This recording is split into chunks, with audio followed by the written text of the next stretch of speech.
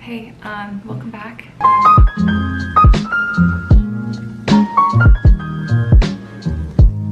I kind of want to preface this with, I know the title sounds like, oh, went from not working out to working out every day. And I just want to say it wasn't like an immediate thing. It took a long time, but I do want to say I was someone that never worked out, did not grow up playing sports, did not exercise other than like doing chores and like long walks, walking my dog, things like that growing up. So when I say I really have like, right now I'm probably the most fit I've ever been in my life, and I'm 29. I think that's saying a lot. I was not an active kid, and I think it's really hard to switch from being like a not very active kid to an active adult, especially when you're already almost out of your 20s.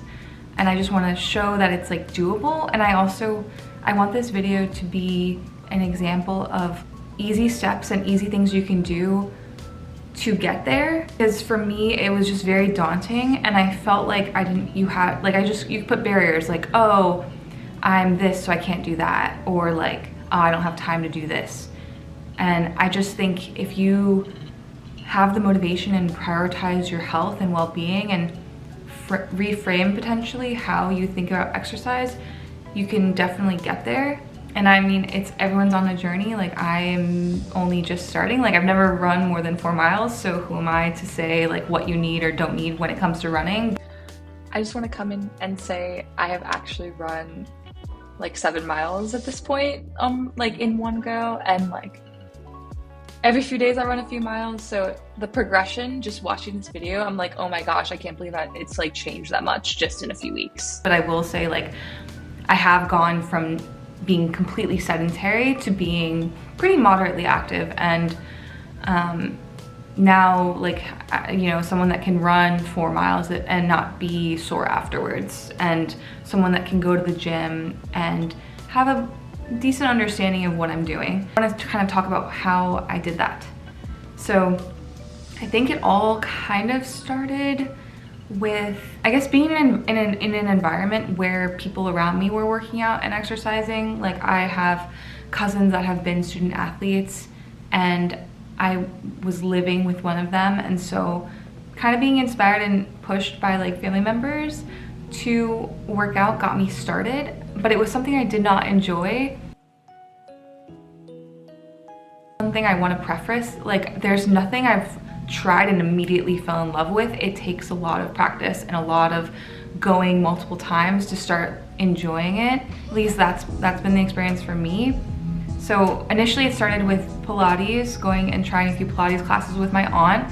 I think this is also crucial. The biggest thing, if any takeaway from this, is if you have a friend, family member, partner, anything, like if you have someone that you can go to a class with or go work out with, I think that will help you maintain a routine of it and keep you accountable. So for me, I was lucky I had family members to go and do things with, and later like my boyfriend to go and do things with. And I think without them, I would have never gotten to the place that I'm at.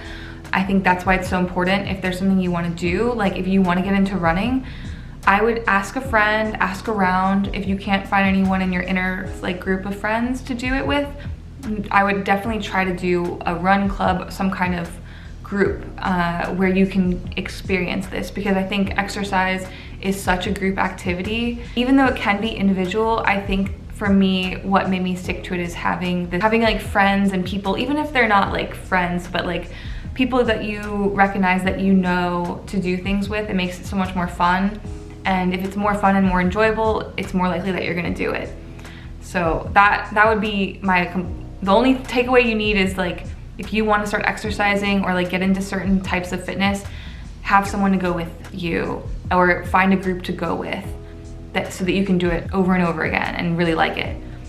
From there, running is something I'd wanted to get into for so long, but again, like I'm the kind of person that I don't know what it is, but if I'm doing it on my own, it's probably not happening when it comes to exercise. So I was lucky enough that my boyfriend was willing to start running with me. And during that time, I didn't have really a way of tracking my activities. So one of the first big purchases I got, two things.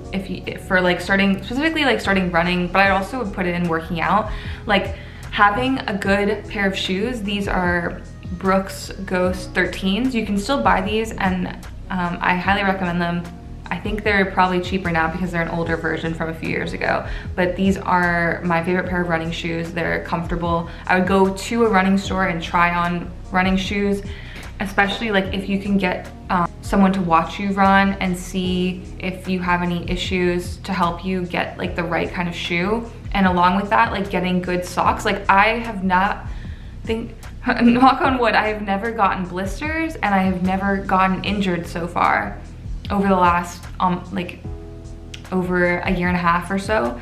And I love the Belega socks. These are my favorite kind of running socks. I also like the Lululemon socks, but Belegas are like my personal favorite, and the features ones are good too. So those would be, I would say, like get a good pair of shoes and get like good running socks, because I think you can do a lot with that, and you don't want to injure yourself. You don't want to buy like shoes that aren't really well made, that don't support your feet. All of that's really important. I was younger, I used to get really bad shin splints, and I think it was because I had pretty bad shoes on that were from some like discounted Payless place. So again, like if you want to try to avoid injury, like those are things I would recommend.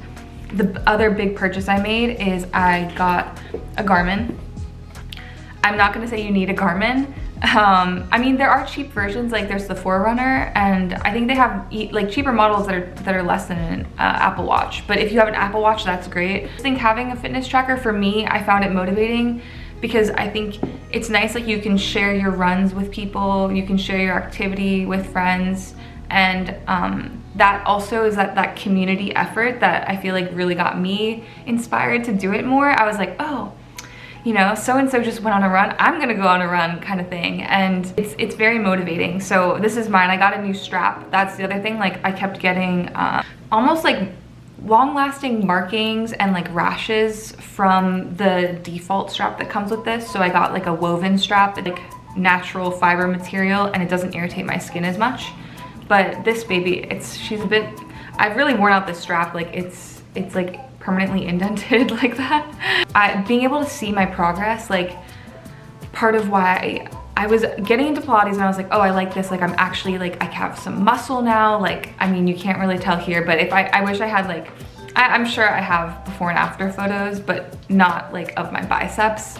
But it's crazy, like the amount of time I can do planks, like just being able to flex muscles that I've never been able or aware that I had. All of that is really cool, which is why I think it's important to incorporate strength training, but also do some sort of cardiovascular exercise as well. Being able to see my progress, like see my VO2 max go up, see my resting heart rate lower, all these like measures of fitness, being able to see that in real time change over the span of months, that was amazing to me, and also like helped me keep going. I do recommend some kind of fitness tracker, whether that's like a Fitbit or whether that's like your iPhone, Apple Watch, whatever. Any kind of tracker I think is helpful. For me, I found it really motivating, and I think it helped me continue. I also personally like the Garmin because you have a ton of activities, and especially with running, like it'll give suggestions. It'll tell you how long to run, at what pace. It'll tell, even for me, like something I think I struggled with, and I wish I didn't do this earlier on, was trying to, I cared so much about how fast I was going, and like, oh, I'm going slow. Going slow would deter me from doing runs. Like if I could only go a mile at a certain speed, certain pace, and if I went slower than that, I wouldn't want to continue. And I think that's just like the wrong way to think about it. If anything, I wish that I had just been like, no, I'm not gonna look at how fast I'm going. I'm just gonna pick, okay, today, how far am I gonna run? Or how long am I gonna run? Am I gonna run for 30 minutes? Am I gonna run for an hour? Am I gonna run for 2 miles? Am I gonna run for 4 miles? Having some kind of goal like that, instead of, oh, I'm gonna run at a 7:30 pace, or I'm not gonna go slower than 8 minutes. Like, those can be unrealistic and also burn you out. And in terms of long-term training, those are things you just don't want to do. And I wish in hindsight I had known that, and I had to kind of like not put pressure on myself to be super fast, but put pressure more so to see how long I can do this for and just kind of enjoy it. And I think that's also why having someone with you to, you know, have a conversation with while you're running makes it a lot more doable, because I genuinely hated running when I first started. But knowing that it's good to be able to run while having a conversation with someone, and having someone to have a conversation with, makes it so much more doable and realistic. And I think it's really what made me get over this like huge learning curve when it came to not only working out, but like running in general.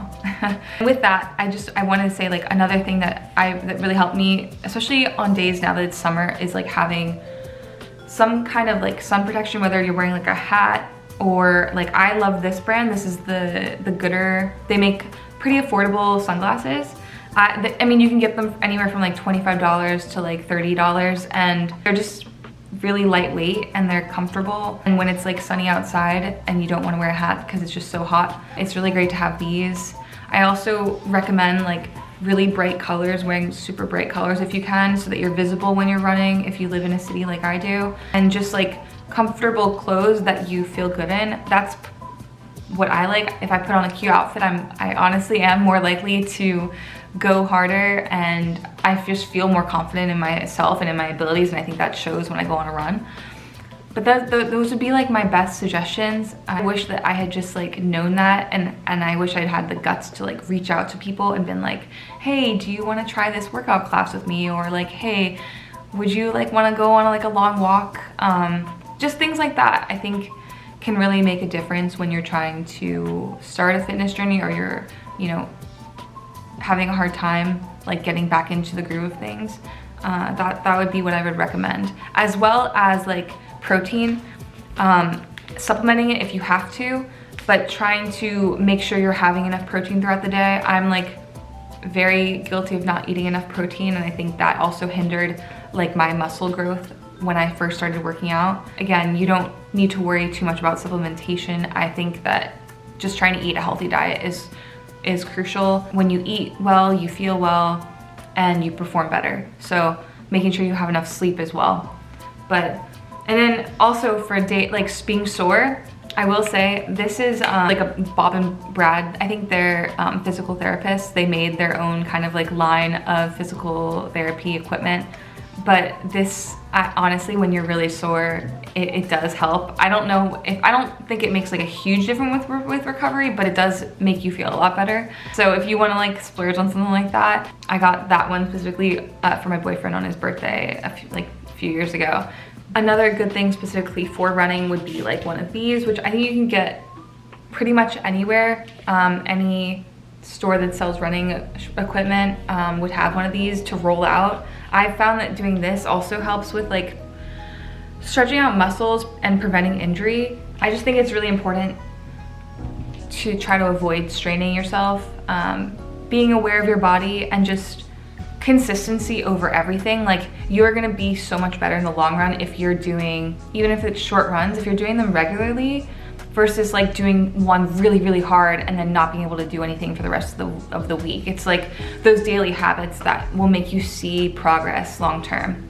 That's like stuff I've learned over this past year that I wish I had known. And I really hope that this video is helpful to some of you. If you have any like fitness or exercise related questions you want to ask me, please feel free. If you want to follow me on Strava, feel free to. I have it linked down below. And yeah, I hope you liked this video.